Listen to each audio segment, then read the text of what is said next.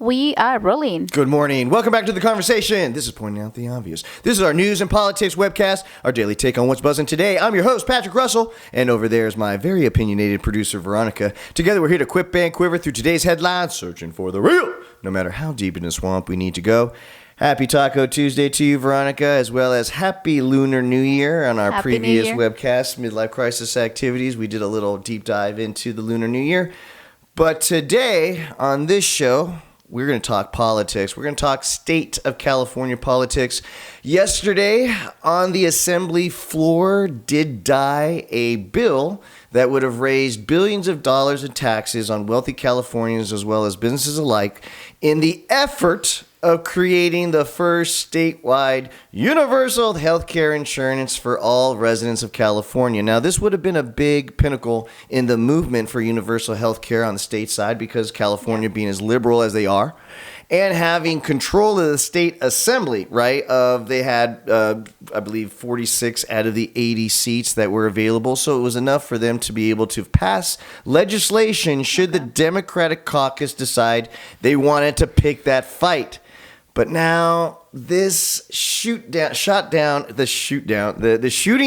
of this proposal really just amplifies what kind of politics that we're in. Even on the state and local level, none of the assemblymen want to pick any fights with any of their donors or any of their wealthy constituents, which has anything to do with raising their taxes. Yeah. Either on the personal side or even just as importantly on the business side, but then also the polarization of having to convince them that using their money to help other people is the right thing to do. And that's always been a real hard push for capitalists as a whole. But now more than ever, with the polarization that we see between the red and the blue, the left and the right, especially with the midterm elections right upon us, the fact that we're seeing that a bill like this that would otherwise in any other year be something that would be at least voted on, this bill wasn't even brought up to a vote because they didn't have the necessary support needed even from the Democratic caucus in order to pass the legislation and push it forward. It died on the floor. So, Veronica, from a younger generation's perspective, how do you feel about now, more than ever, the politics of our society are pushing not just people and their decisions, but also policymakers in deciding which fights they want to pick and which they don't want to deal with at all?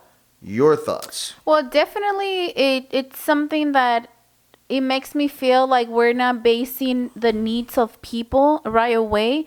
And by them not even considering passing this bill, Assembly Bill 1400. I'm sorry. Yeah, well, thank you. It's because they just don't care, to be honest. I mean, they have their own insurance, so screw the other people that have to wait hours and hours at the hospital emergency rooms because they can't afford insurance. So this is something that it really makes me angry because that's the first thing as Americans that we're supposed to be working on, making sure that we have universal health care for everyone that can afford. Let me give you an example. Years ago, I was 14 years old, I think, and I didn't have insurance. I couldn't afford insurance, and I went to the hospital. I went to ER. I waited 5 to 6 hours. They gave me 3-4 pills, and my bill was up to $6,000. Right.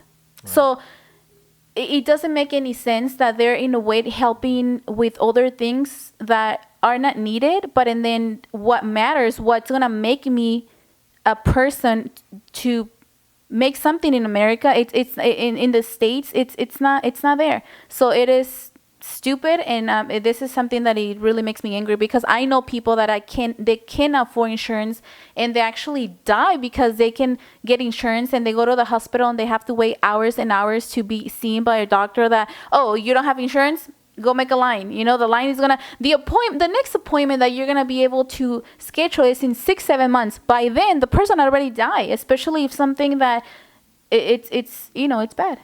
So it makes me really angry, and I cannot understand how this didn't went through, not even to talk about it, you know? Well, So, yes. being a red-blooded Republican that I am, I do believe in fiscally conservative policies. I don't want the government to have my money any more than you do, especially if I feel like it's going to undeserving parties in our society. But the common sense of the situation has to prevail. We all live in a community where public health is a very big concern in all aspects of our life. We will not let people shot die on the street of an emergency room entrance because they don't have insurance. We won't let women that are about to have babies have it on the curb of an emergency room because they don't have insurance. We won't let people that are dying from a disease that's curable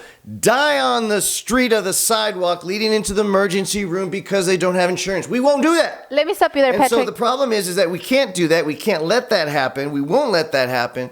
So now the common sense of the circumstances need to prevail. This is not about giving up your own money to the government so that they can give it to undeserving people. It's about creating an infrastructure required for a healthy populace, given the fact that our population is exploding and elements and bad actors like COVID-19 will be around the corner now for the rest of our lives. Your thoughts? Well, something that you said, it kind of triggered my mind because you said we won't let people die on the corner.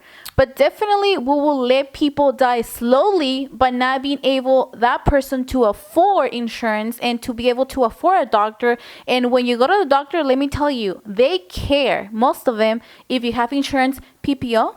Oh, it's not PPO. Oh, I'm sorry, you don't qualify here. Go to the next doctor. So I'm not agreeing with you 100%. We're not going to let them die to the hospital, but definitely we're letting people die slowly by telling this person, you know what, 7 months from now, we're going to see you, because the other people that have insurance are first. So it is upsetting, and this is something that I wish I have the power to change, and I can, unless I had a lot of money. But, and what Patrick said is right. We don't like to give money to other people that don't deserve it. But this is something that even if you don't deserve it, I'm willing to put my money there because I went through that.